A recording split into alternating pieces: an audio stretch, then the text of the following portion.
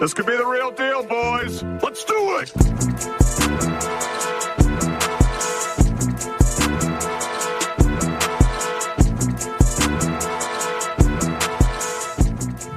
Welcome to the Reggie and Jerome podcast. I'm your co-host, Big D. Sit to me, my left, my boy, Sammy C. Yo, what up?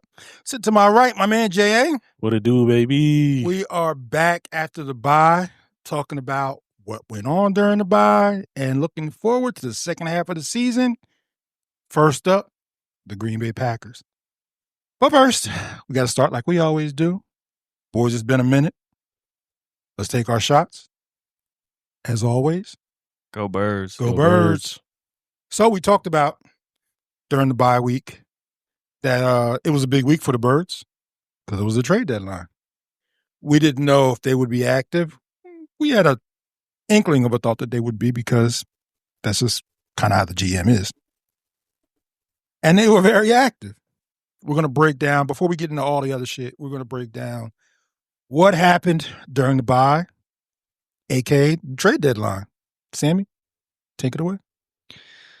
All right, y'all. Well, I started this last podcast.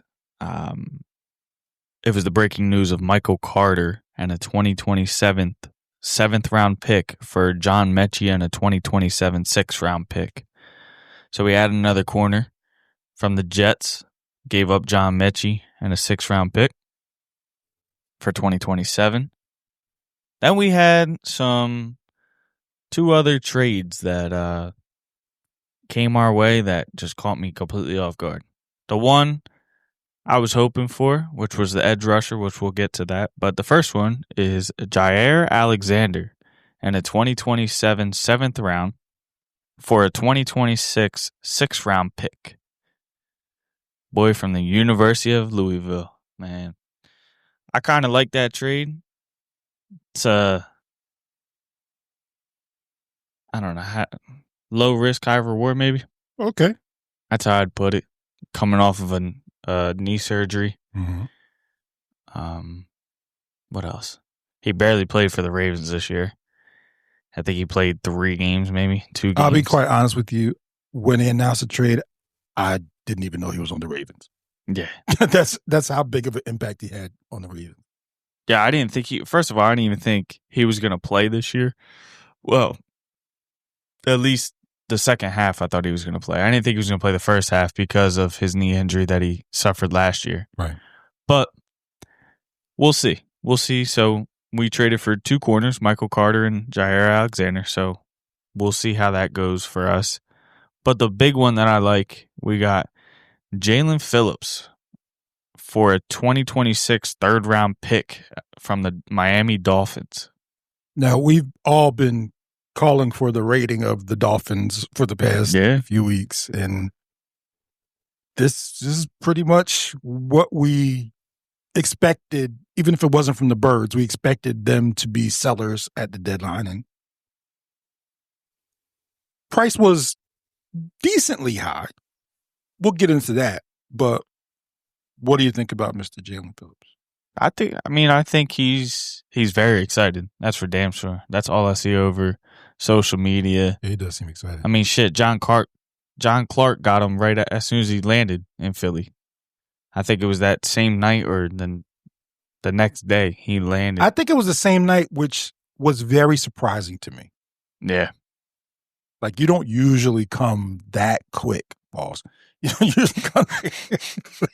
I'm sorry. I just, blame the whiskey. But anyway, go ahead. Blame it on the juice. Yeah, man. Nah, I think the reason that he flew to Philly that fast was because, first of all, we had a bye week. Second of all, he wanted to meet the rest of the guys on the team. Plus, I think we want to get him ready and in the mix for this game against the Packers. I mean, he did play under Vic Fangio, which is great for us. Right. It's huge because it's kind of like stepping in to a defense that he kind of already knows. But that man is 6'5", 263 coming off the edge. Honestly, I didn't know he was that big. I didn't either until I seen videos of him at practice. Joey, don't even say it because you're going to say pause. Come on, guys. Yeah, I'm I know. sorry. Go ahead. Keep going, Sam. You good? Fucking Derek over here with this whiskey, man. So, when I see him at practice, he was standing next to Nolan Smith and Brandon Graham. And I was like, holy shit. Like, he is tall as shit.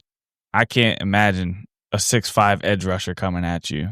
I mean, I really didn't realize, like, looking at him, I was like, damn. I was like, but I did a little bit because I kind of remembered the game he had against the Eagles. yeah. And I remember him sacking Jalen Hurts. I was like, oh, shit. Like, that dude's got some, oh, okay. But yeah, continue. Yeah, so, I mean, those are the 3 trades that we made, and after all of that, we still have 8 picks this year and 8 picks next year, which is absolutely insane. And that's why Howie's a fucking genius, man. I have to give it to him because I was watching, I think it was Good Morning Football or something like that, and they were like, out of all these teams that needed help, the Eagles really didn't need help, but they still went out and Howie made 3 moves that no teams made any moves. That's a great segue into something we're going to talk about in a little bit. Great segue. So, but yeah, what'd you guys think about it? Joey, what'd you think? Howie's a dog, man. I mean, like you said, if you want to sustain greatness, you have to make moves. I mean, I like to attribute that to, I go back to my baseball roots real quick, right? When the Phils won the World Series in 2008, they didn't make splashy moves. They went and got Joe Bland and Matt Stairs. Mm-hmm. And it turned out to be the perfect pieces to the puzzle. We spoke about wanting a Denzel Ward or somebody like that, a Sauce Gardner, who I couldn't believe what the Jets got in return. But hey, more power to the Jets. Something like this, especially Jair Alexander, who's he's still 28? Mm-hmm. Still plenty of gas left in the tank, we hope. And Jalen Phillips played for Vic Fangio. So it's going to be, to me, I feel like that's going to be the easier transition because he knows the style of defense we're rolling out there. But we'll see what happens. But trades like this, low risk, high reward, especially in a team that's already young and has tasted success. I feel like it's the perfect guys to bring into the locker room. And you went from 2 teams that had a combined 4 wins. Yeah, I mean, to me, it's a whole new level of hunger for these guys. They know that we're going to be playing meaningful football deep into the year, and you just hope that the hungriness, if that's a word, we'll allow it to do. It transitions to the football field. I mean, I watched a little bit of tape on Jalen Phillips, and he's got a nasty. I don't know what I guess it's a swim move. It is, and he's just taking these tackles and just mushing them to the side and getting after the quarterback, and that's what we needed. It's gonna, and getting Nolan Smith back, it's gonna take a lot of pressure off of our interior linemen, and I feel like it's gonna be a lot more production. You're gonna see the guys on the line start to feast. Yeah, my thoughts really piggyback on what both of you guys said. You go after talent when you're close. You let go of talent when you aren't close.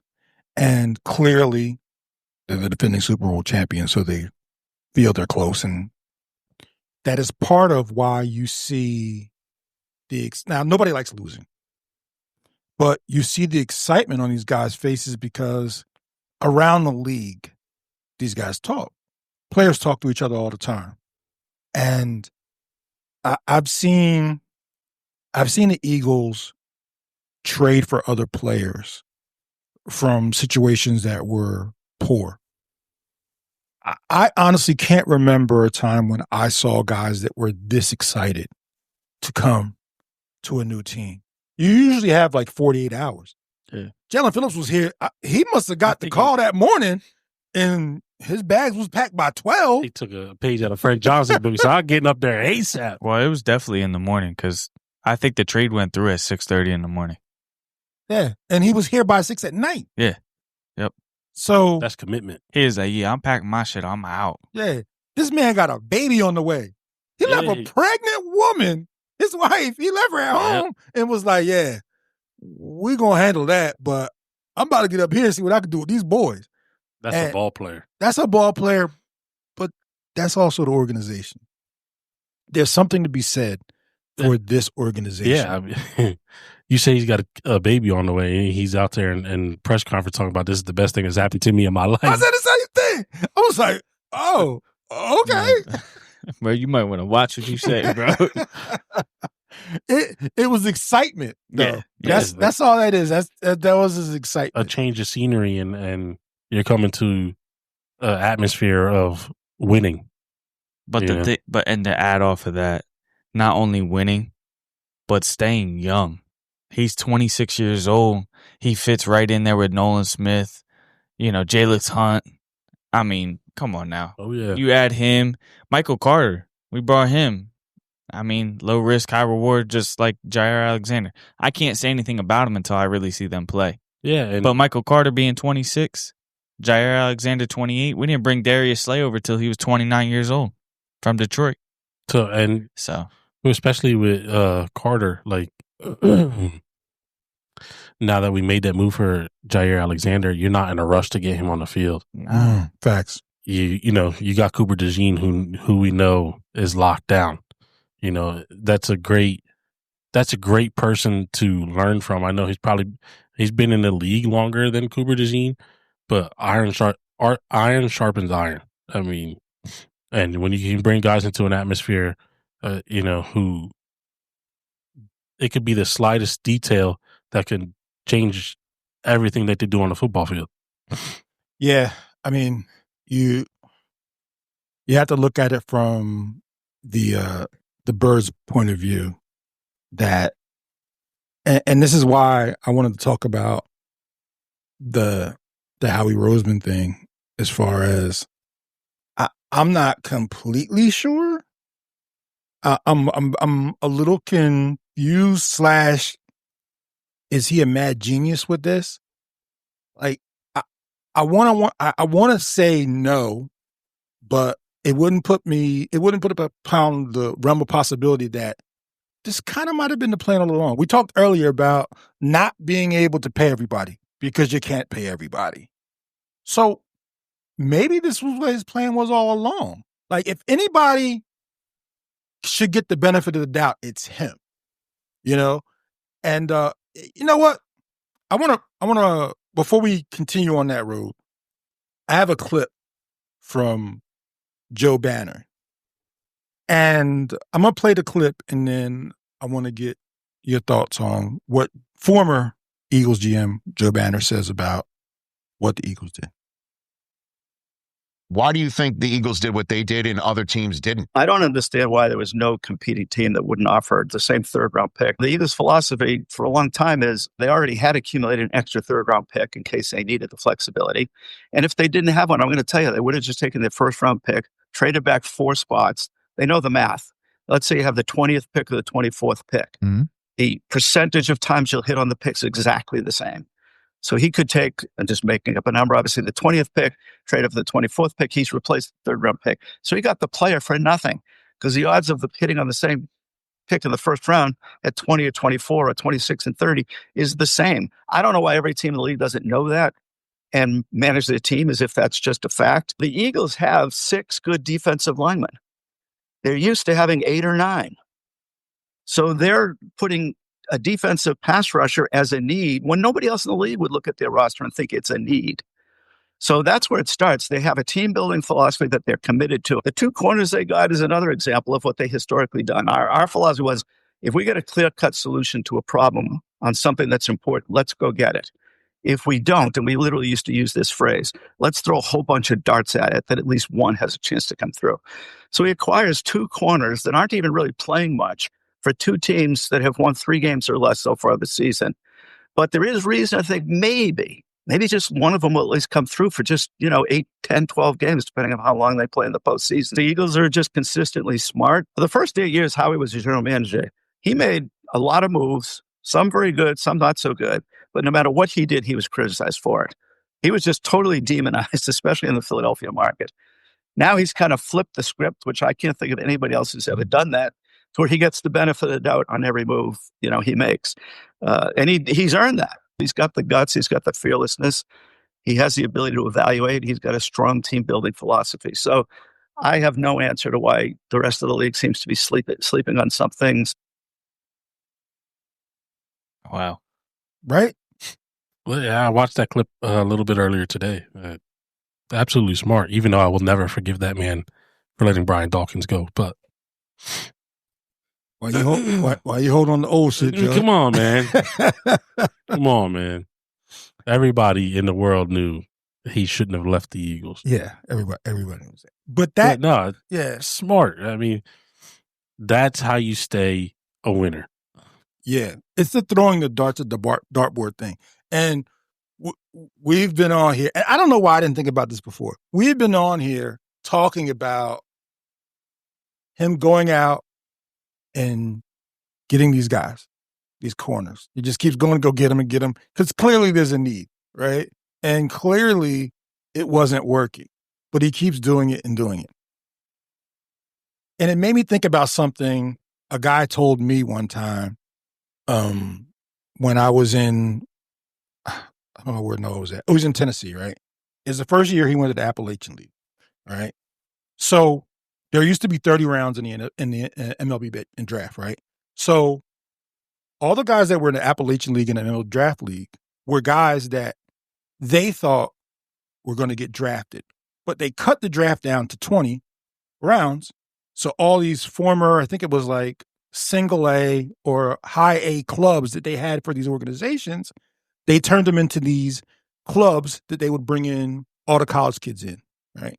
So I remember sitting in the stands and I was talking to some guy, some parent. I didn't know who this guy was, but all the parents were in the same spot. But this guy knew more about baseball. I think he played or something like that. One of his kid was in the league or something like that. So he tells me, he was like, yeah, all these kids would have gotten drafted 5 years ago. The MLB thinks all these guys are draft worthy, and what they thought about, and this is what Howie does, which is Moneyball shit. He says what they decided to do was eliminate these 10 rounds, get the kids in front of people so that they can play. And then if we want to pick them from there, we can pick them from there, right? He says, because if you think about it, there was 30 rounds in the MLB draft. They want one person out of that draft, right? They draft 30 people in the hopes of getting one that's going to play at the major league level. Why don't you do that in other sports? You can't do it in basketball because there's not enough players, right? There's only, 15 on a squad. But in football, you really can do that. You've got 50-something on the team, another 5 on the practice squad, 3 others you stash on IR or some shit like that. If you just keep throwing darts at the dartboard, eventually you might hit one. And I think from what Joe Banner says, that's probably what Howie's thinking. It's like, there's not a lot of difference in a lot of these guys. Once you get past the top 20 picks in the draft, honestly, the rest is a crapshoot. There's 3rd or 4th rounders that are perennial all pros and 1st rounders that are out the league. So he's figured something out that he's right. A lot of other teams haven't figured out why, I don't know. But he thinks, let me just go get pedigree, even if the guy's not working out in a different spot. Let's just go get pedigree. See, that's this Jay Alexander is definitely that. This guy had a pedigree. Something happened where he was at before. Let's bring him in here. I'm trying to think if there was anybody else that he's ever done that with. I think a little bit like that was Malcolm Jenkins. He had kind of had like a down year a little bit. And then they said, you know what? Let's bring this guy in our organization. Guess what? The shit worked. Sometimes it doesn't work, but yeah, like Ryan Kerrigan. Doesn't work. Doesn't work. He destroyed the Eagles, but when he came with us, it just didn't work. Didn't work. Yeah, Right? I mean, look at Malcolm. He's going to be what? Ring of Honor, right? Yeah. Yeah, you could. DeMarco Murray. No, Didn't work. That was a big one. Mm-mm. Right? Yep. But that was also scheme. It was. Chip Kelly had him running east to west. He's a north to south runner. But I still think you were going to go from 1,900 yards to 700, yeah, overnight. it wasn't with us. But look at Ezekiel Elliott. I mean, was a monster with the Cowboys. Went to what? I think he just got old, but yeah. Well, and they ran him into the ground, but yeah. But yeah, so I say all that to say, and the question to put out there, we are critical of everybody on here, but we also give praise to the people that are worthy of it. Do you think that he fucked up and tried to make amends for it? Or in the back of his mind, did he think, I'm going to try this, but if this doesn't work, I have a plan B? What do you think? I think the second thing that you said, plan B. Like, exactly. All along in the back of his mind, this was his plan B. I think I have to. Like you said earlier, you can't pay everybody, right? There were some big names that we had to pay. Yeah. But at the same time, Jair Alexander, he's going on what? I think this is his 8th year, I want to say, because he played 7 years for the Packers. Yeah. This would be his 8th year. That's a shot in the dark right there. You're hoping for lightning in a bottle. Yeah. Howie Roseman looked like my ass on Madden franchise, getting rid of all my 6th and 7th round picks. Because it is true. What 6th or 7th round picks have stand out the most? There are Exceptions. players. Yes. Right. But not all of them. So, I like what Howie did. He took a shot, just like you said, at a dartboard. Alexander, Carter, you still got Bennett, Dory, Ringo. I mean, you could just throw them all on the dartboard. Exactly. You know what I'm saying? You got 5. You got 5 to choose from. We already know our 1 and 2 corners. So, I like it. He didn't give up shit. Joey, you think he played Moneyball with this? Now that you bring it up, yeah, it makes the most sense. He had young guys in there, and they kind of sat behind the wheel when you had Darius Slay back there, and then you bring in Quignon, and he said, "Okay, Slay's getting up there in age, and it's showing." Turned out it was the right thing to do in Pittsburgh, but no Slay slander here. I love Slay. Oh no, but get us a ring. He did exactly that. He said, "All right, let me go get a veteran. We're gonna trial and error this in preseason and see where it works." I mean, Adoree Jackson looked abysmal. He had one good game. Keely Ringo had one good game, and now you made it to the trade deadline. You got the best record in the NFC, and okay, let me go see what's out there. And you could get a guy with, like you said, Jair Alexander got pedigree. Unless he's absolutely just tank is empty, that player the first 7 seasons still got to be there somewhere. Yeah, he's got to be better than what they've been throwing out. Right. So I would think. I gotta hope. I hope so too. But he recognizes that and said, okay, if this doesn't work, I still have a couple guys behind them who can do an okay job. And while okay might be what we're looking for, it's not, okay, I got to go throw a guy out there who's absolutely lost. Right.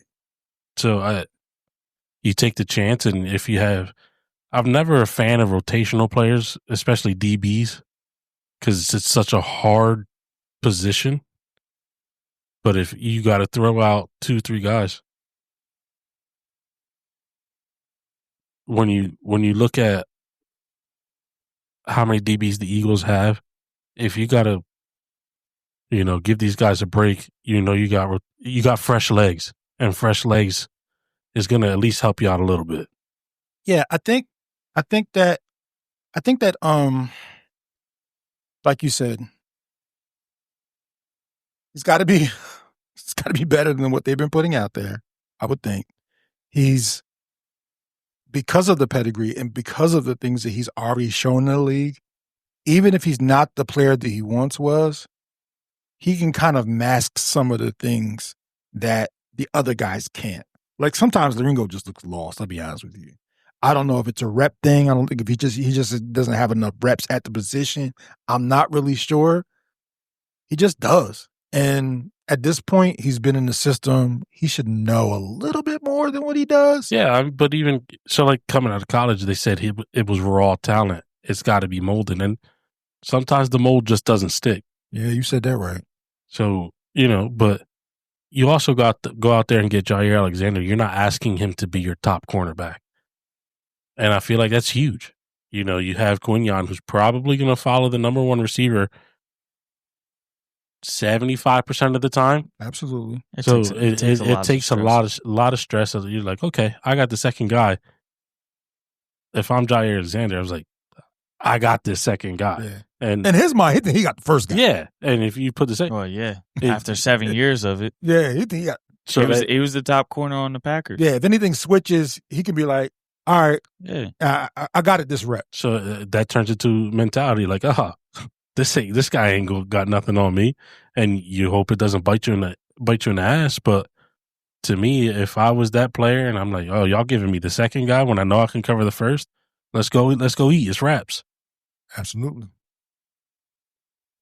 So I was wondering, after all of this, what is the draft capital that they have? We talked a little bit about the draft capital that they have left after these trades. Sammy, what do you got?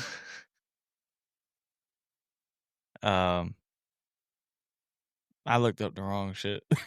Okay, so we're gonna edit that out, and we're gonna give Sammy, because I got all day tomorrow to edit this. So take a second to look it up, Sammy, and I'll start over. They got. I'm pretty sure it's still 8. It is 8. So they have a first, a second, a third, another third, 2 fourths, a fifth, or no, 2 fifths. I'm sorry. So first, second, 2 threes, 2 fours, 2 fives. That's in 2026. Still a ton of draft capital. Yeah. And come draft night, he's moving up and down the draft board. Yeah. Yeah, and like Joe Banner said, so theoretically, he gave up Jalen Phillips for a 3rd round pick next year, and we still have 2 more. Right. So you know that because of their history / his history, they weren't picking 3 guys in the 3rd round. Mm-mm. That pick was going to get moved regardless, whether it was going to be packaged to move up or it was going to be packaged later for, I'll give you this 3 for 2 next year. Whatever the case may be, that pick wasn't going to be there. So Joe Banner was right. Yeah. I mean, I can give you the breakdown too. I mean, so there you go. Rounds 1 and 2 are Eagles' own picks. 3rd pick from the Jets. The other 3rd round pick, projected comp pick for Milton Williams. 4th rounder, Eagles' own pick. The 2nd 4th rounder, projected comp pick for Josh Sweat. That shit hit him. That Jets pick is huge, actually. Yeah. Yeah. And then the first 5th rounder can be an Eagles' own pick or from San Fran or from ATL. It's still unknown. I guess whatever has to happen in the season. Yeah, yeah. And then the 2nd 5th round pick is the projected comp pick for Mekhi Becton. Damn. So that's like, those are all top 200 picks. Yeah. And I'd be shocked if they even stayed there for those, honestly. Nah. I mean, if it depends on what happens this year. Yeah, it depends on what happens the rest of the season. You go out there and back-to-back it, unless there's a stud there, which happened this year with Jahad Campbell, yeah, you're probably moving out of that spot and probably gaining a couple more picks. Absolutely. In 2027. Yeah. Yeah. or that year. I mean, I don't know. Or 'cause that you still year, got, you might get a late round pick that year to combine with whatever you. yeah. I think you have more picks in 2027 too now. Probably. Well, Yeah. you just gained 2 7th rounds. In 2027? Yeah, the one from Michael Carter, or that was in the trade for Michael Carter, Okay. and the one for Jair Alexander. Because we got Alexander and a 7th round pick in 2027 for a 2026 6th round pick. And then Michael Carter and a 2027 7th round for John Mechie and a 2027 6th round. Yeah, so the cupboard is not bare, clearly. No. And you kind of need that when you are in perennial go mode. And what I mean by that is as long as one is under center, they are in perennial. Yeah, you're in. Yeah, so you got 1 through. You're in win now mode Yeah. when one is under center. You got 1 through 6. Well, 1 through 5 are our picks. And the 6th round pick is ours. And then 2 7s. One from the Jets, one from the Ravens. That's 2027? Yep. Yeah. So. Yeah, so basically they got Phillips for nothing because they weren't picking 3 guys in the third round. Yeah. So that makes a ton of sense. You know, I thought, And you think you would love to think every GM is looking that far into the future, but some of them might not be, and that's where you get a different breed of GM with Howie Roseman. well, he can look that far in the future because he knows he has his job. Most GMs, I'd say half of the league, are picking and drafting for their jobs. You think about it. If a guy is in, I don't know, New York, and shit's not working right, either New York team, and he knows no matter what happens, if this shit busts, I'm out of a job, you draft and you pick players a little differently. Howie ain't going nowhere. If the Eagles were to let Howie go, literally Every team would go after him. Yeah, it would be a bidding war. It would be a bidding war. So he not going Yep. nowhere. Yeah. It'd be like Storage Wars. I got something.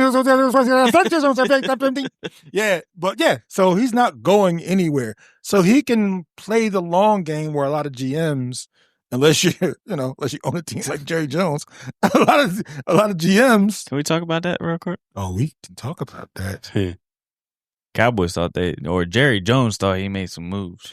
He did. Can you refresh us? Because I don't. He got what? Quentin Williams from the Jets and Logan Wilson. Logan Wilson from Cincinnati. Logan Wilson, I get he gave up a 7th round pick for him. Sure. That's nothing. Quentin Williams, that trade was dumb as hell. They gave up a 1st, a 2nd, and a defensive tackle. And you gave up the guy that Quentin Williams was supposed to play next to, Amazi Smith. Yeah. Yeah. Now he's playing. It's Quentin Williams and Kenny Clark now. But so basically, hold on, I'm gonna rephrase that because there was a guy that said something absolutely amazing on the Monday night game, and that guy was Troy Aikman. Go ahead, talk to the people. Oh, the white Jay-Z. Dallas was down, and Troy Aikman says on live television, says the Cowboys should back out of their trade right now. And I think it was I didn't watch the game. That's what he said? Yeah, so it was Troy Aikman and Joe Buck. He said to Joe Buck, he said, the Cowboys should just back out of their trade. He said, because one person's not going to help this team. That's exactly what he said, word for word. Wow, I did not hear that. And he's right. He's right. Their defense is abysmal. Yeah. Abysmal. They can't cover a bed with a blanket. You got multiple. And rest in peace and kneeling, man. Yeah, man. That's what's sad. Yeah, you never want to see. Yeah, No. You never want to see somebody go out like that, man. But there's 3 people in the Cowboy orbit that can make that statement, and nothing will happen to them. He's one, Michael and Emmett. Mm-hmm. Jerry can't say anything to them about. No, without them, Jerry Yeah. Jerry doesn't have a franchise. No. So I did not hear that, but that's insane. And he's right. He is right. He's right. I did watch some of the game. I'm not gonna lie, I said I didn't watch any of the game. I did watch some of the game because I had a little action on it. But I know that in Jerry's mind, and this is the reason why they are who they are, he always thinks they're closer than they are. Like, 30 years is a long time. I don't want to turn this into a Cowboy thing because we could bash the Cowboys for hours. But 30 years is a long time not to make at least the NFC Championship game. And I said it online a couple days ago. They are the girl you knew from high school who was really hot at one point. Yeah, that shit had me rolling. But now she got 4 or 5 kids. Now she got 4 or 5 baby daddies. She just got out of rehab. Looking to settle down. Yeah, No, man. You meet, you meet her at, IHOP.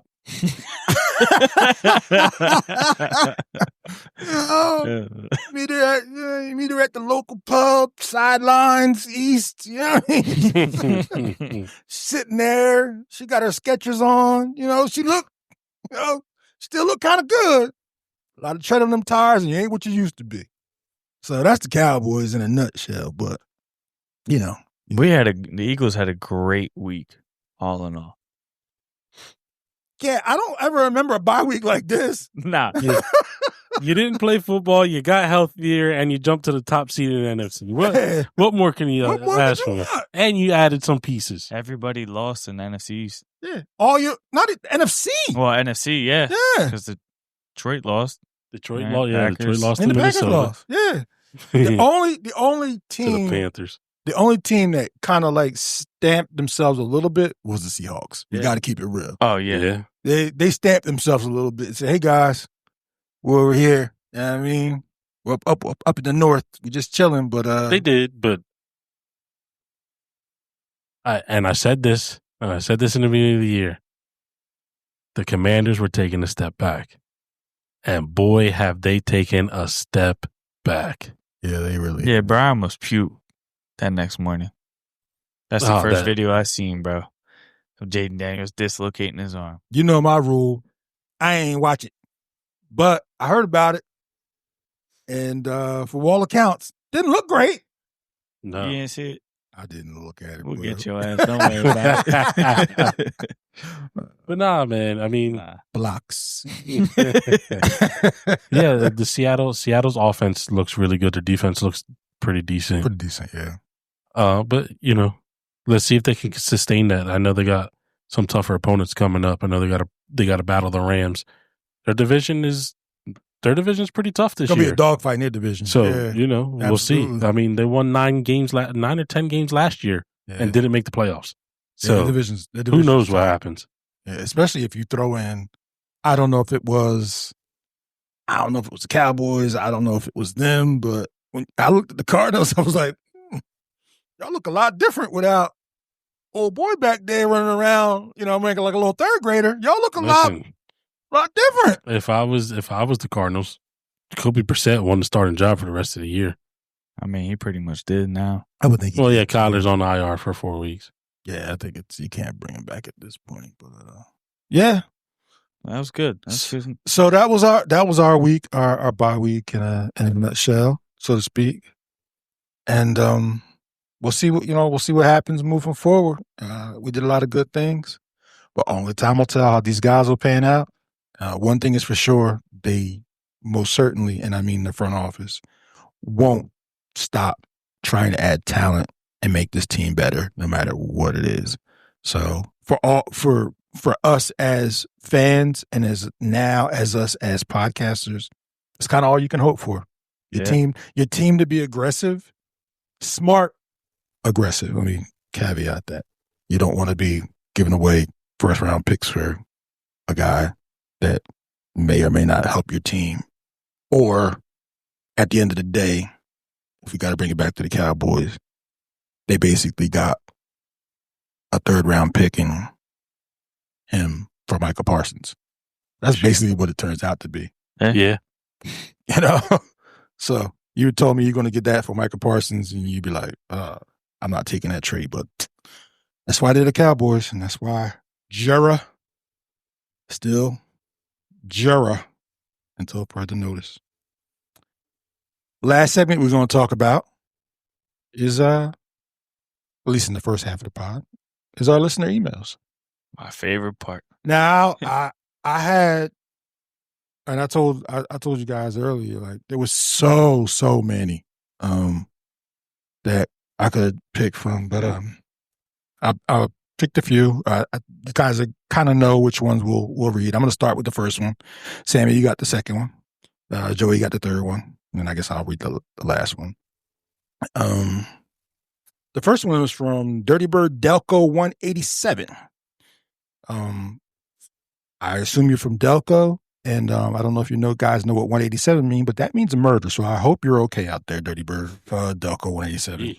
You might want to relax with that name, brother. After listening to your pod last week, you guys are nuts. Jay Hurts would beat Foles easily, even if they switch teams. I don't see him losing to a guy that got hot for a few weeks. Love the pod. Thanks. I'll start off with that. I'll say two things. Nobody gives Jay Hurts as much praise as we do. We give him a lot of praise on here. Yes, Foles was hot for a few weeks. Maybe you guys can refresh my memory. Who did he beat in the Super Bowl? Tom Brady. Okay. The GOAT. Yeah, so while I respect the fact that you emailed us, and trust me, I love it, keep it coming, I don't quite agree with that, my guy. I mean, yes, they would have battled, but you can't get much higher than Tom Brady. No. And I love Jalen Hurts, but can't get much higher than that. So I don't care if he was hot for a few weeks. I mean, not just hot, scorching. Yeah. Foles was literally the definition of lightning in a bottle. If you watch the games that he played from the Minnesota game, so that year, like I went to the Christmas game. This was right after Carson Wentz got hurt. We played the Raiders. Right. Foles played, and I'm freezing my balls off up there. Not a great performance, but good. Freezing my balls up above the end zone. I'm like, fuck. It's over. Same thing I said. I left that stadium. Yeah, we won on a walk-off field goal, but I left that stadium not feeling good at all. And to turn it around the way he did, it wouldn't have been that easy. No? Sammy? I ain't got much to say. Okay, I will say this. If you watch him play in that Minnesota game, and if you watch him play in the Super Bowl, I don't think I've ever seen, Tom Brady included, I don't think I've seen a more accurate performance in two games from a quarterback. Like all those guys had to do was put their hands up, and the ball just dropped right in. I mean, he was scorching hot and on fire. So, Dirty Bird Delco 187, murderer. I respect it, like I said, but I think we might disagree on this one. I think, you know what I was thinking? Even though I didn't say anything, this email made it seem like Nick Foles had Tom Brady, right? But then he sees the performance of last year from Jalen Hurts when, I mean, he did take down a two-time back-to-back champ of Patrick Mahomes. He did. Got to give him his props for that. You got to give him his props. And I think that's where, like, the comparison, like, that's what he was yeah, trying you know to what? say, Yeah, I guess that makes sense. Yeah. Maybe. I don't know. That's what I was thinking. Yeah. I mean, you might be right. This time, that's what Patrick Mahomes was. Is he's the little goat, I guess you could say. Yeah. Or little Kermit the Frog, as I like to say. Jay Hurts is a holding penalty away from having the same amount of Super Bowls. So it's got a point there. Yeah. And I mean, you can't respect it. That's a good point. It's a good point. Yeah. So, but go ahead. Next one. Sammy, the next email is yours, my guy. This one comes from Renee Rivera, 1991. Y'all sure had a lot of energy after beating a Giants team that was wounded. Great victory lap. We see what happened when they were at full strength, you will have to deal with Dart for the next 10 years. Okay. I'm gonna let you. Well, I'll start this one. Yeah, you can start this one because I ain't got. Yeah. Yeah, you're right. We took a victory lap. Hold on. What? What was that stat that you pointed out? They would have to sweep us until 2030 something. 2033. Oh yeah, everybody loved that. Yeah. I had feedback from that. 5-19. Yeah, I mean, cut it out. Go ahead, Sam. Go ahead, man. Tear them apart. Yeah, go ahead, man. Nah, Tear them apart. ain't nothing to Tear them apart. Tear them It's- apart. I'm gonna stay calm tonight. It's just, it's funny. It's funny, you know. Giants fans get their lick back. They were saying, "Oh yeah, you know, we smoked y'all. We smoked y'all." Well, as my girl Bailey always says, like Derek said last week, the Eagles got their lick back against the Giants. They sure did. Yeah. Right. And some. All right, cool. You know, Scatterboo. It sucks getting injured, and you know I don't want that for anybody. No doubt. But I don't think Jackson Dart is who Jackson Dart is, and he doesn't scare me. He does not scare me. Just because we got Jackson Dart for the next 10 years, you still got Jalen Hurts for the next 5 or 6. I'm gonna put it that way, or more. One more. So, Yeah. you know, Jalen Hurts out.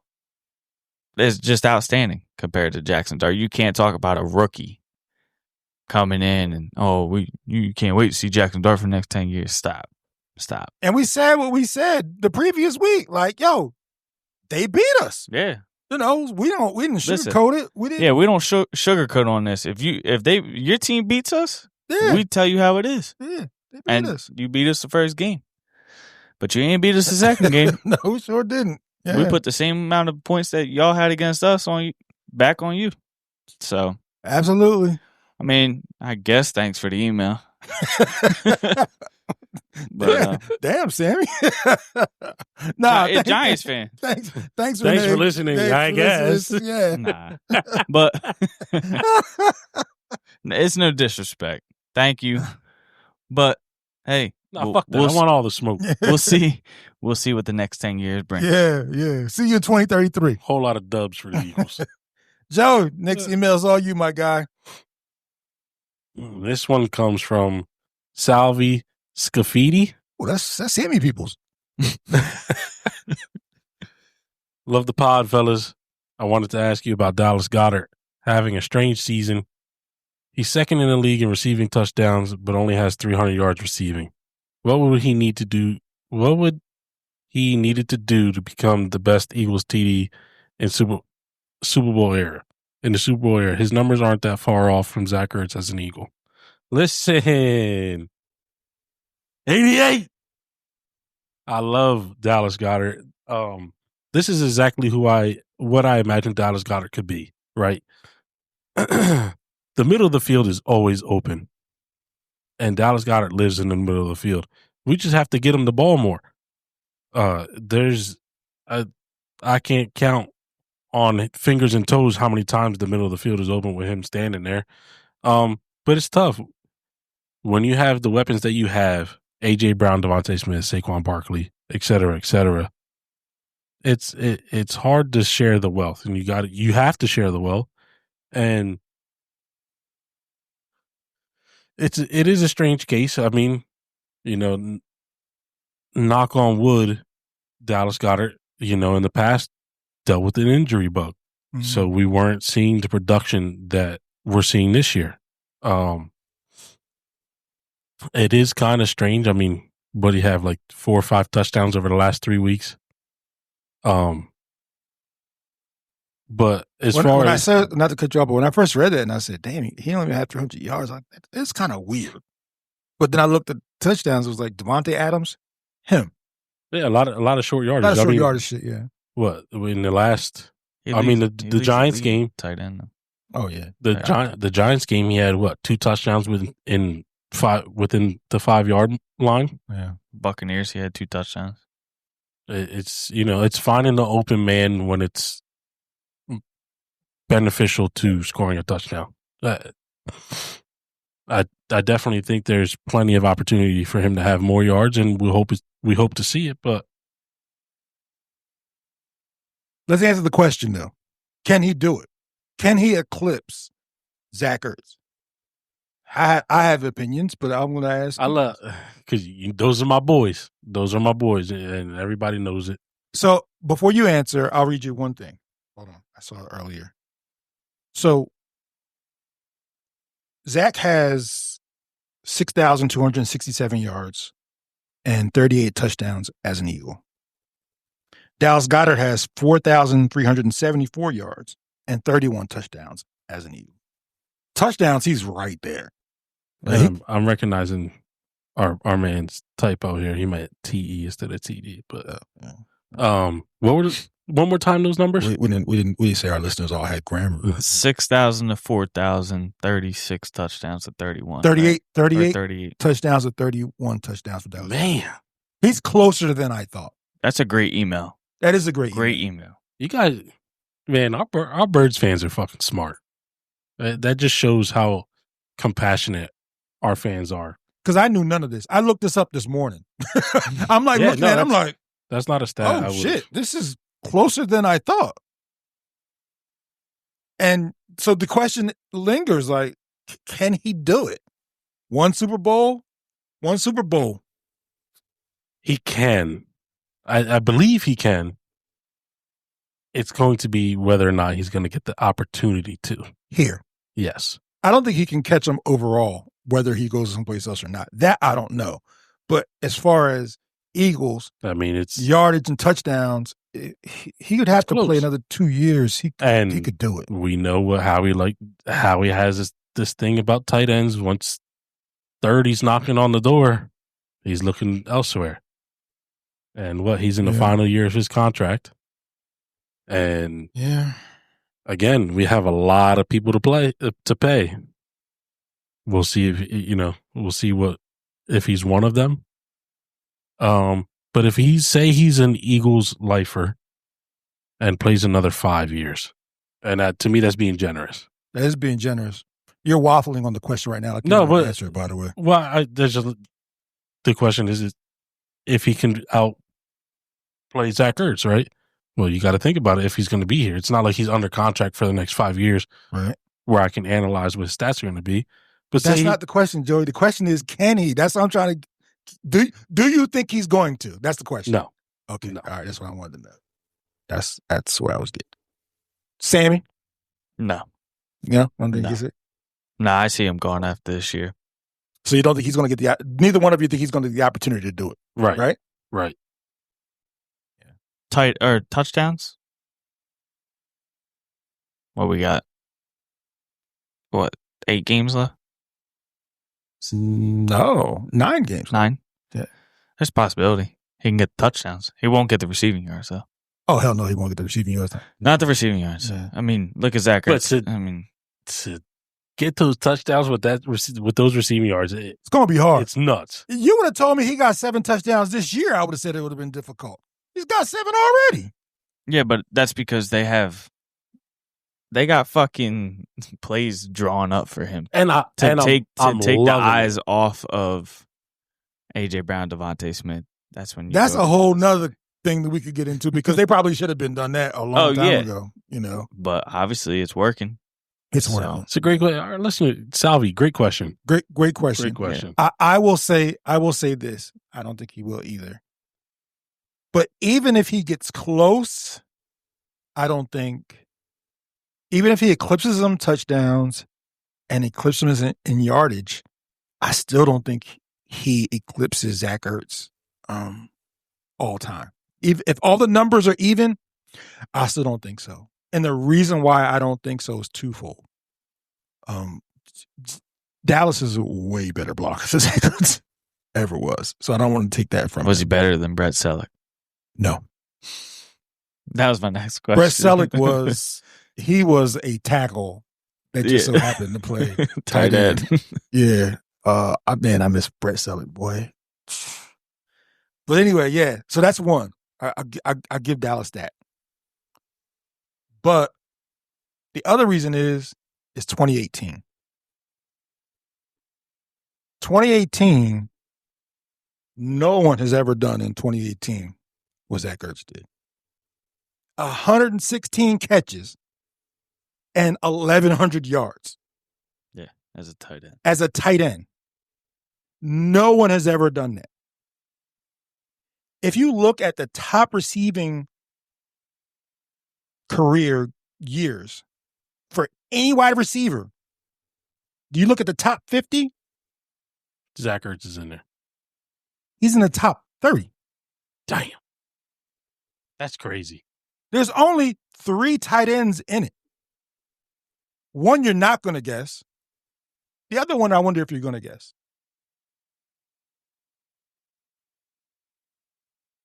Now, they're all lower than Zach Ertz. They have like 113 or 112. Kelsey's got to be one of them, no? No? Mm-mm. I'll give you one more guess, and I'll give you a guess. Tony Gonzalez? No, not even close. No.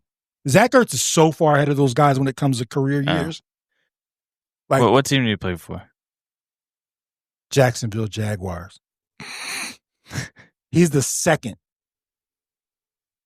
He's second on the list of tight ends that have on that top 50 career year reception yards. You'll never guess it. No, my mind after I said Kelsey, my mind went to one of the Sharp brothers. Sterling is on there. He's below Zach Ertz. Yeah, he's on crazy. there. Sterling was a beast. I don't know. Yeah. No. Evan Ingram. Oh, really? I was going to. Yeah. With the Jags, he did that? With the Jags. So that had to be that 2 years ago? That had to be his first year with the Jags. When was it? 2023. 114 catches. All right, 3 years. 2 years ago. That had to be his first year with the Jags. Yeah, he was on my fantasy team that year. Yeah.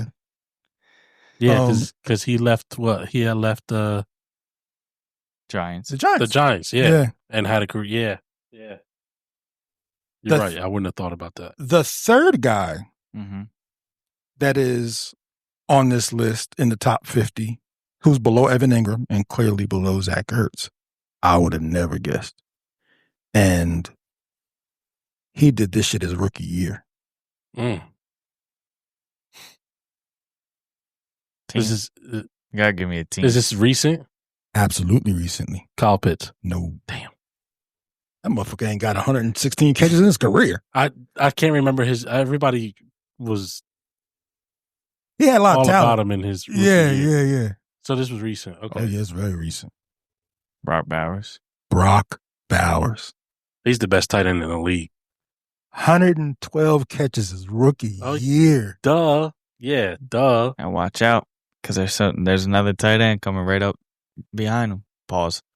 Tyler Warren. That is Penn true. State boy. That is true. Yeah. Well, yeah. So to answer your question. Dog shit. Yeah. Fuck. Yeah, but to answer your question, Sally, that was a great question. Yes. And again, I knew none of this stuff, but if you would have asked me that before I looked at the numbers, I was like, yeah, no fucking way. But after looking at the numbers, it's not as far off as I thought. The last email came from Jackson Miller Pico. Pico, you at work when you sending this? Well, you put it in here, so if I put you on blast, my bad. Do you guys think the Eagles, this is a quick one, the Eagles need the 1 seed in order to get to the Super Bowl? No. No? No. You don't think the Eagles need the 1 seed to get to the Super Bowl? No. Nah, I mean, while it's nice, who wouldn't? Oh, yeah. Nah, if any given Sunday, right? But the Eagles are constructed to beat anyone anywhere. I don't think that's really going to matter. I agree. Great answer. And I'm going to say the same thing these guys said. Nah. I think they can go on the road and win. They can go in the dome and win. They can go outside and win. I don't think it really matters. You know, I think they have the team that can beat anybody, anywhere. Whether they do it is a different story. They had a easy run last year because they played the games at home, but I still don't think it would have mattered if we went to Detroit. I still think we would have beat them. So I agree. Thanks for the emails, guys. Keep them coming. We love them. This is one of our favorite segments outside of talking about what we always talk about. So we're going to take a quick break and be back. I'd like to take a minute and interrupt the Reggie and Jerome podcast and welcome our new podcast, The Mound Visit. your unofficial trip to the mound for all things Philadelphia Phillies.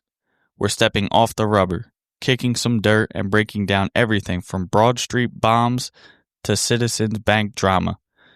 Whether you've been riding with the Phils since the vet or just hopped on the Red October train, grab your glove, grab your rally towel, and settle in. This is the Mound Visit, where every episode brings the heat. And we're back. We were recapping our bye week and the trade deadline on who the Eagles picked up. And now we get to talk about Packer week. The Eagles will be facing the Packers. Jair Alexander return to Lambeau Field Monday night, 8:15.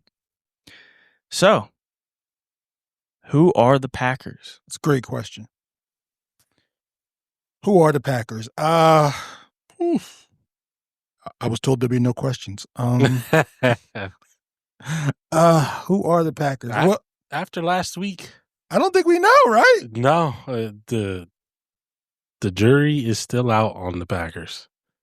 Are they the team that beat the Lions week 1, or they're the team that lost to the Panthers last week? I don't know. I know who they think they are. They think that they are the equivalent of the team that they're going to face this week. I don't know if they are or not. But no, you don't think so? No, I mean, not after last week's performance. Hell no. Nah. The Panthers have a good defense. They're keeping them in ball games, but for Bryce Young to have what you said 102 passing yards, yeah, and you can't stop that. Nah, Rico Dowdle, he was the whole Panthers. 25 rushes for 130 yards and 2 touchdowns. And if you're giving that up to Rico Dowdle, 25 rushes, that is crazy. And Rico Dowdle, no disrespect to Rico Dowdle because he's been balling out. That same Panthers team beat the Cowboys. But if you're having a tough time stopping Rico Dowdle, you're gonna have a hell of a tough time stopping Saquon Barkley. I would think so. I mean, yeah, we hope. We hope so. Especially after seeing how Saquon ran against the Giants. I agree. If they duplicate that, it could get ugly real fast. Yeah. When you talk about who the Packers are, clearly they're a different team week to week. Yeah, absolutely. And if you want to be, I think Ryan Clark said this week, like if you want to be considered a contender, you have to have a little bit more consistency on both sides of the ball. And no disrespect to the Panthers, but you got to go out there and kind of lay the smack down against teams like that. They just didn't do it. So to answer your initial question, I guess we'll find out who the Packers are on Monday night.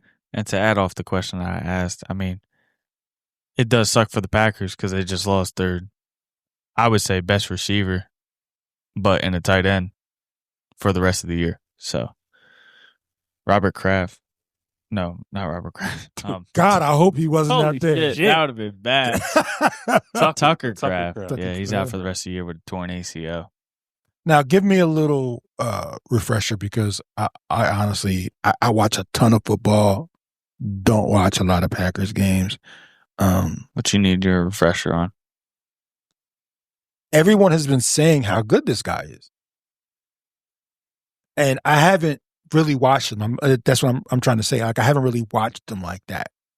So what's he really good at? Is he always open? Well, what kind of tight end is he? Because that's all I've been hearing all week. Like they're like it's doom and gloom for them because they lost their wide receiver. I guess because their outside guys aren't like world beaters. Well, they were hurt. You've had Christian Watson, who just came back from injury. Right.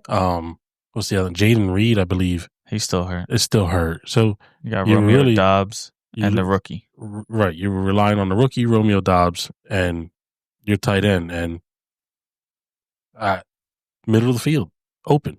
You know what I'm saying? So he's their best receiver. Yeah. Hands down. Yeah. Okay. I would say. It's either, I mean, between him or Romeo Dobbs. Romeo Dobbs, he's always been good. But Solid. everybody knows where he's at because he's wearing that damn Guardian cap out there. So That he is. not offense is not great. It's good, not great. Yeah. And that's what's going to hold them back. Because their defense is good. Their defense is solid. Yeah. I did watch a little bit of some film. I can't remember who it was. It might have been the Cowboy game. And I was looking at it, I'm like, oh, the Cowboys offense is good, or is their defense? Oh, when they went over like 88 points. Yeah. Because they went into overtime and they died. And Yeah. And even in that game, I watched all of that game. And even in that game, I'm thinking to myself, I know it took Jordan Love a little bit of time to get going in that game. But also, are they this because of we clearly know what the Cowboys are now? mm-hmm. Or are they just this good? Again, I don't know. So, my next question. Who is this a bigger game for? The Packers or the Birds? Joe, you go first. Yeah, Joe, you can go first. It's a bigger game for the Packers.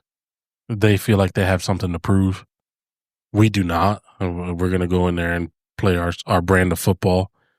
And obviously the goal is to win. The Packers coming off a bad loss to the Panthers in a division where anything's up for grabs. They're going to be desperate to pull out a win. To lose back-to-backs in that division can essentially put you in the dirt. Mm. So I think it's more monumental for the Packers than it is us. Still an important game to us. It's a conference game, but as far as what's on the line, it's a bigger game for the Packers for sure. There. Yeah, I couldn't agree with you more. This is a huge game for the Packers. The Birds are essentially in the division playing with house money. The Packers have to fight for their division. Even with all the fluxes going on, the Bears are right there. The Vikings look a whole lot different than they did when they played us. And they got to worry about the Lions. So they need this game. This isn't like, I know they won't do this, and I don't want them to do this. Even Minnesota's right there at 4-4. Yeah, they're right there. Jeez. So, like I was going to say, like I know the Birds won't do this, and I don't want them to do this, but they can still play with their food a little bit and still win the division. And I don't think the Birds are going to take this game lightly. Yeah, that's not who they are. Especially the way the offseason began with the Green Bay Packers trying to ban the tush push. I think, point taken, I think while it's a bigger game for the Packers, I think the Birds can make the bigger statement. Absolutely. If the Birds go to Lambeau and beat a team that they've beaten last year, the year before. Beat them twice last year. Yeah.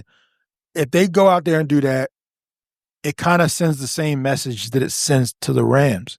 Like, we just can't beat these guys. And we played them in their house, and they came to our house and beat us too. Like, what do we got to do to beat these guys? So I think the Birds know that. I think they know that we can do something to their psyche if we go to Lambeau and beat them on their turf. So yeah, bigger game for the Packers, bigger statement for the Birds if the Birds win. I agree with both of you guys, but I would say it's a big game for both teams. Honestly, one, the Packers need to win. Two, I think the Eagles still need to win. They come off of this bye week, right? This game against the Packers, pretty much, you can pull away with a big dub and then have to face, from the same division next week against the Lions. So I think it's big for both teams. And I think the Eagles really need to come out with a dub because the Packers definitely want their lick back. So They definitely want their lick back. But the next thing is, what's the path to the victory or the defeat for the Birds on Monday night? Joey, I start with you. Running the rock. Yeah, you seen what it opened up for us, and if we're successful in the run game, you're going to be successful in the pass game. On the defeat side of it, we'd have to go out there and really just play football like we did the first couple weeks of the season. Sputter, let teams back into the game. Because even though we were sputtering, you felt like, okay, we can win this game, and then all of a sudden you let them back into it, and then you're sitting there with your head in your palms, like, what the fuck just happened? But the path to victory to me is going to be establishing the run game, and then you get AJ Brown, you get Devontae Smith and Goddard their touches, spread the ball around, and then you have 5 tush-push touchdowns. Wow. Okay. I want every ball down at the 1. Okay. I've been on the same type of energy since our very first podcast. Well, they're going to be everybody Man. down at the 1. I don't care if you made the DB break his ankles at the line of scrimmage, down at the 1. So needless to say, let me break it down for y'all. Joey wants to see a lot of tush pushing on Monday night. I was getting ready to say, I'm going to say pause twice before I even say what I'm about to say, that he want them running up behind Jalen Hurts pretty bad. And 5 times. 5 times. That boy. Wow. Well, you go out there, From 5 guys. But, you go out there in the offseason. Go ahead, man. Push it real good. But you go out there and I like being on this side. This is your premise of the off season and your focus of the off season was banning a play that you can't stop. The play is available for everybody to run. I didn't see no complaining when Josh Allen did it against the Chiefs. None at all. If you can't stop it, do it. And if you can't do it, sucks to suck. Yeah, I agree. I couldn't agree more. To go in a little bit of a different direction as far as what Joey said about the path to victory. I think that the revamped defensive line is what is going to be the path to victory. I've seen Jordan Love play quite a few games, and he is unlike Jalen Hurts, where he's unflappable. I've seen pressure on him crumble him. And if you can get to him and hit him a few times, the game is there to be had. So for me, the path to victory is get these boys on the edge in his face. Carter, right in his face up the middle. Do everything you can to do to make life uncomfortable for him at the line of scrimmage. The guys on the outside will do their job as far as covering is I'm concerned. We still don't know who's going to be starting opposite of Quinyon at this point. We'll find out in the next couple of weeks. They gonna fuck around, put Ringo in. I know, right? After all this, they gonna be like, yeah, Ringo, you back in, bro. Jai Alexander, healthy scratch. Yeah, probably. Guy gonna be over there Don't put that evil on me, Ricky Bobby. You're over there doing push-ups in a sweatsuit. Yeah, riding the bike. Yeah. But yeah, so that's, to me, that's my path to victory. I agree with both of you guys. The only thing I can see a defeat on is like what Joey said, is our offense comes out how we did and end up the way it did against the Broncos. I would say came out hot, had a big old goose egg in the fourth quarter. So I think that's how defeat. You got to stop the run game with Josh Jacobs.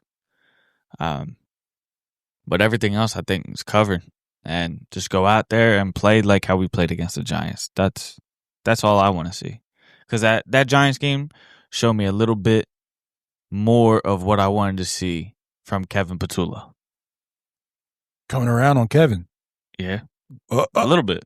We're gonna see. Pause. I need Pause. need a breaking news button for this, because he's coming around. Oh, we need a hold on. We need a breaking news for you. First of all, pause. Okay.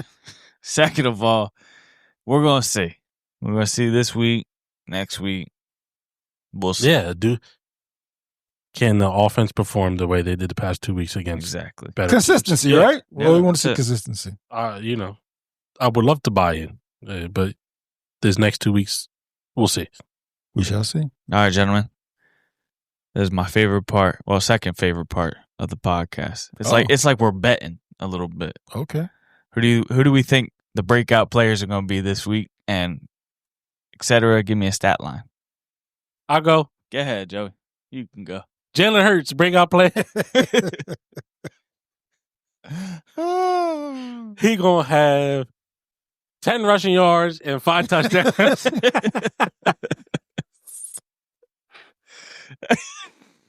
Oh my God. Pause. He gonna have a sore bum after that. Yeah.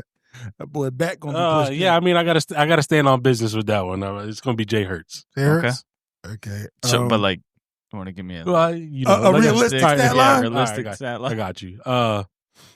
He's gonna pass for 215, have 4 tutties, and he's gonna rush for 60. Wow. Okay. There. Jalen Carter. I got Jalen Carter. I'm not even going to say 1.5. 2 sacks. Jalen Carter. Yeah. Okay. 1.5 to 2, but scared money don't make no money. So I'm going 2 sacks for Jalen Carter. And I would love to see that. I'd love to especially see you add these guys on the end it opens everything up. a lot of stepping up in the pocket. Oh yeah. Step right on up to Mr. Jalen Carter. So that's what I'm calling for. I like that. That. My breakout player, boy from University of California, Los Angeles. Whoa. Jalen Phillips, the new acquired. I think he gets 3 QB hits, 1 strip sack, and that's about it. But still, I think he makes it. That's it. That's a lot. That's a great lot. game. I know. Yeah. So you're telling me we're gonna have to learn a new celebration dance? Mm-hmm. Okay. I don't know what his celebration dance is, but we're gonna find out. Bro, let me tell you something. If this dude do that his first game, I ain't gonna have to tell you how many. Now you really want 15 jerseys is gonna be printed on Tuesday immediately. Too bad he ain't wearing 15. So what's he wearing? 50. 50. Oh, 50. That's right, 50. Yeah. Yeah, the number choices. We're gonna talk about that at a later pod. Yeah, Let's talk about tonight, but we definitely gonna talk about that at a later pod. But go ahead. 50 jerseys, my bad. Nah, realistically, like a stat, I think he gets a half a sack. Have a sack. At least. Okay. And we'll go offense. I think I have 2. I think Saquon goes for. You always got 2. I always. Well, go ahead. I think Saquon goes for over 100 with a touchdown. Okay. Would love to see that. I would too, especially love because their defense is pretty good. Their linebackers, and I mean, you got Micah Parsons. But I just hope that our offensive line can stay up and watch Under Micah center, Parsons. baby. So Stay under center. Yeah. seems like the offense is clicking its best. Yeah. All right. Well, to wrap the pod up, we need some game predictions. Who wants to go first? I'm going to go first. All right, Derek, go ahead. I have not given out one of these all year. I suggest that we all have at least one of these all year. This is the D. Robinson lock of the year. Whoa. Lock of the year. Birds win 34-21. Lock of the year. Okay. I like it. I like the lock of the year. My lock of the year. I'm close. I got this a 31-17 ball game. Okay. Birds. You basically just a little off. Yeah, that's how I felt coming in. The first thing I thought about when we talked about what we were going to talk about, and obviously every week game prediction. That's the first number that came into my head, and that's what I'm going to stick with. Sammy C. Well, Derek, you got the same damn numbers I was going to pick. So 34-21. Lock Birds. Lock it. Put it in your pocket. Lock of the year, baby. So, well, that's going to conclude our Reggie and Jerome bye week. Before we go ahead. Yeah, before What we you go. got? No, just shout out to the fans, man. This email segment that we got going on, man, it's great. To know that we're reaching so many different people and they're paying attention to what we're saying and coming to us with some good questions. Something that, like we said, we wouldn't have thought of. Yeah, that Dallas Goddard question was a great question. Keep it coming, guys. I wish we could read all of them, but we've gotten an influx of emails. But to the guys and gals who make it to the pod with their questions or comments, shout out to you guys, and most of all for people who just kind of threw this out and just plucked it out of the air. It feels good. It feels good knowing that we're reaching so many people. Couldn't agree more, Joey. I did everything that you say, and the one thing I will say is that it is very random. I look at the emails, but I look for really good questions. Like if you guys ask, what we had for dinner, I'm not going to answer that question, or what shoe size you are, or my size, or if you're, a certain persuasion. We're not answering that question. But these football questions, you're right, are really good questions. And it's why we fucking do this. We do this because we love the birds, but we also love football. So I reiterate everything that you said, and keep it coming. I think we have one special. Yeah. Fan. This is a special shout out. Shout out. I got to shout out my best friend, my older sister. As we were doing this podcast, she hits me with a text. This documentary of Saquon was amazing. Now, I've only been telling her for about 4 weeks to go watch it. She finally gets around to it, and I told her. Full disclosure, he told me for 4 weeks to it. I haven't watched it either, but go ahead. You guys are missing out. I'm telling you right now.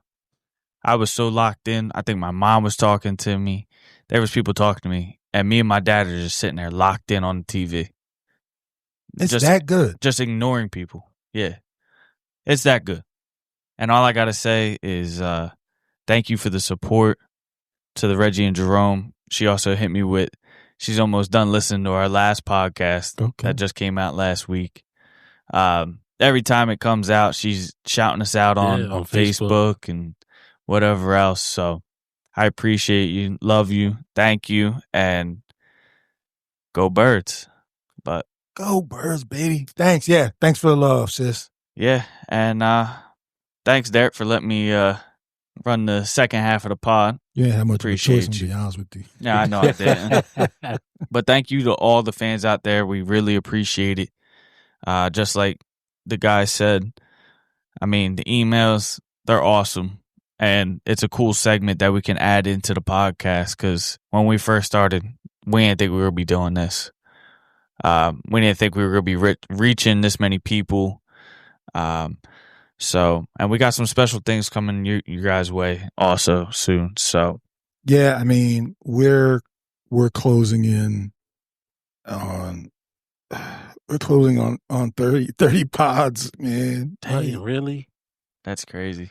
It doesn't feel like that at all. It doesn't feel like that, man. right? Holy shit. When you look, I'm telling you, you can Google it. Most pods fail after 3 or 4. And we know, we already knew that this wasn't going nowhere. So combined, we have about that many. And yeah, man, it feels great. And none of it's possible without the people who tune in and listen to us. Oh, absolutely not. So, yeah, absolutely This is episode 11. Yeah. So this would be right now, episode 12. Yeah. So if But you like count you the said- first season Well, yeah. and the other first ones season, here, yeah. we're closing in on 30. Crazy. Absolutely. all over the world. Yep. Literally all over the world. So shout out to everybody and thank you. You know, thank you. And with that, We always end the pod. Go Birds. go Birds. Go Birds, dickhead. We out. We out.